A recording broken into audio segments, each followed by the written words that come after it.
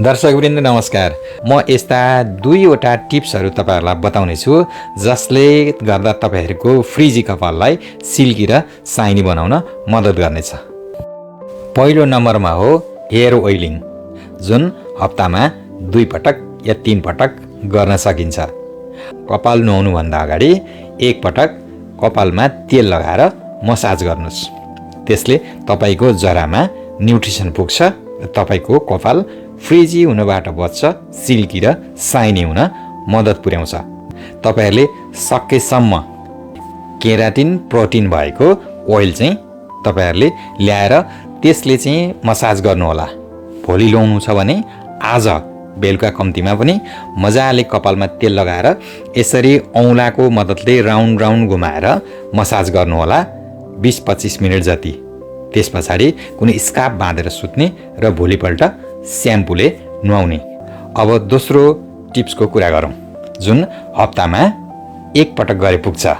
एक कचौरा भात तपाईहरुले जोगाएर राख्ने र राति राखेको भात भोलिपल्ट त्यसमा केही दही मिसाउने र अलिकति 1 चम्चा जति नरिवलको तेल पनि मिसाउने र त्यसलाई ग्राइन्डरमा मजासँग पिस्ने, स्मुथ बनाएर पिस्ने।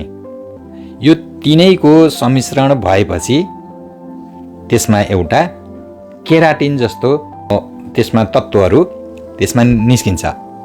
केराटिन नै त होइन, तर लगभग केराटिन जस्तो निस्किन्छ।